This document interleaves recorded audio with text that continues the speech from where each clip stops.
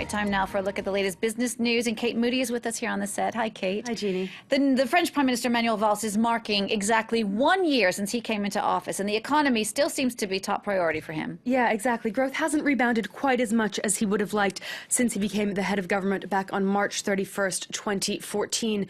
Despite a dip in unemployment levels in January, the number of French people looking for work remains high. It's about 5.5 million. That's still around 10%.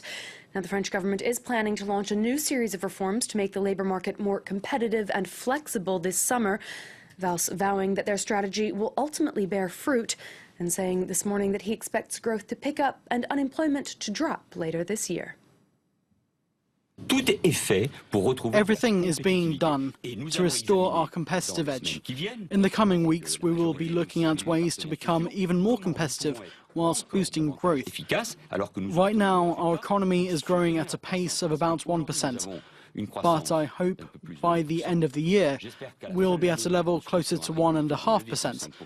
These are the levels of growth we need to reduce unemployment, and that remains my top priority. That's French Prime Minister Manuel Valls. Kate, how are the markets doing today? We're seeing a pretty rough session for the European markets, all trading in the red there. Concerns about Greece's economic problems are still weighing on investors as they wait for some sign of a breakthrough. We've also gotten some economic data indicating that the overall unemployment level in the Eurozone ticked down from 11.4 to 11.3% in February. That hasn't done much to ease investors' fears there. Deflation has eased a little bit, though. Year-on-year prices down 0.1% this month, as opposed to 0.3% in February. That's a sign that the ECB's quantitative easing is already kicking in. Now, one of the big news stories that is moving the markets today is a merger between two of the world's top fashion websites. The Italian retailer Yoox and London-based Net-a-Porter will create a combined company worth more than $2.5 billion. Richemont, which is the Swiss group that owns Net-a-Porter, said the new platform would cater to a sophisticated clientele looking for luxury goods. The announcement has seen Yoox shares up 10% in midday trading. Kate, just to wrap up, some of the music world's biggest stars are actually banding together to try and take on streaming service like Spotify. Tell us about that. Well, we've been hearing musicians for months, years now, really, expressing concerns about the way their songs are distributed in the digital age. Now, over a dozen artists, led by rapper Jay-Z, including Madonna and Beyonce, are launching a new streaming platform that they say will protect their rights while offering users new exclusive content.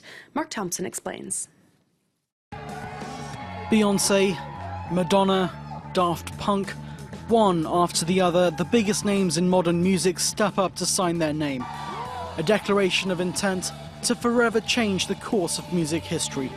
Their plan, a new global streaming service they see as a solution to the problems facing artists in the digital age.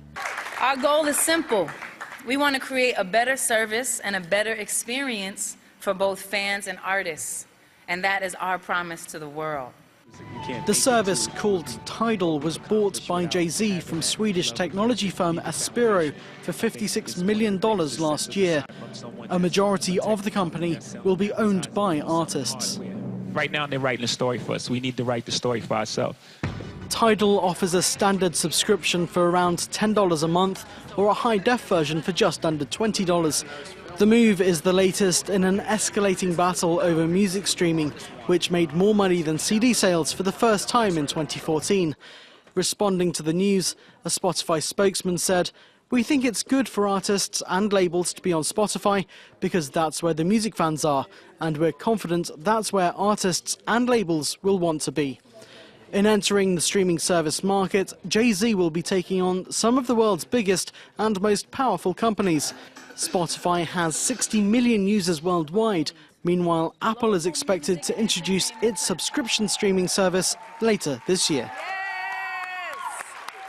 All right, that wraps it up for the business news. Kate Moody, thank you so much. Okay.